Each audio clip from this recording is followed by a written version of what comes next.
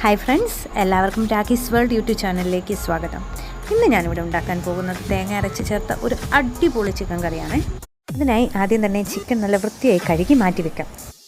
ഞാനിവിടെ എടുത്തിരിക്കുന്നത് 1/2 കിലോ ചിക്കനാണ്.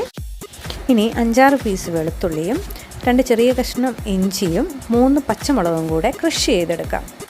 അടുത്തതായി നമ്മൾ പ്രിപ്പയർ ചെയ്യാൻ പോകുന്നത് ഈ ഡിഷിൻ്റെ ഏറ്റവും പ്രധാനപ്പെട്ട ഒരു ഐറ്റം തന്നെയാണ്. മിക്സിയുടെ ജാറിലേക്ക് 1 ബവൽ തേങ്ങ ചിരകിയതും 1/2 സ്പൂൺ കുരുമുളകും 1/2 സ്പൂൺ പെരിഞ്ചീരകവും കുറച്ച് വെള്ളമൊഴിച്ച് നല്ല പേസ്റ്റ് പരുവത്തിന് അരച്ചെടുക്കണം. മസാലയെല്ലാം മിക്സ് ചെയ്യുന്നതാണ് അടുത്ത സ്റ്റെപ്പ്.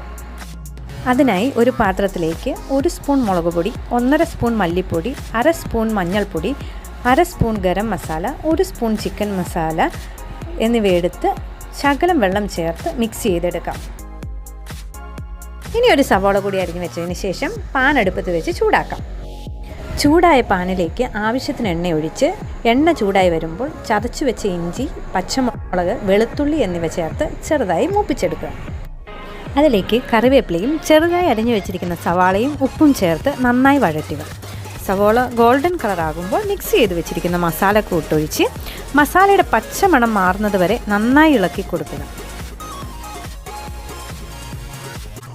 ഇനി ഒരു തക്കാളി ചെറിയ കഷ്ണങ്ങളാക്കി ഇതിലേക്ക് ആഡ് ചെയ്യുക.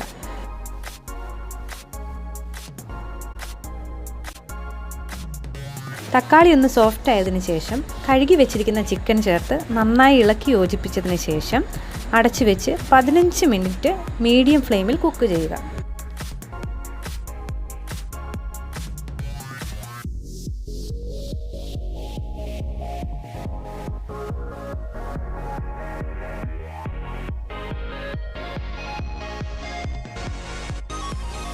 പതിനഞ്ച് മിനിറ്റിന് ശേഷം തയ്യാറാക്കി വെച്ചിരിക്കുന്ന കോക്കനട്ട് പേസ്റ്റ്, ഗ്രേവിക്ക് ആവശ്യമായ വെള്ളവും ചേർത്ത് മിക്സ് ചെയ്ത് ലോ ഫ്ലെയിമിൽ വീണ്ടും 15-20 മിനിറ്റ് വേവിച്ചെടുത്താൽ നമ്മുടെ സ്വാദിഷ്ടമായ തേങ്ങ അരച്ച ചിക്കൻ കറി റെഡി.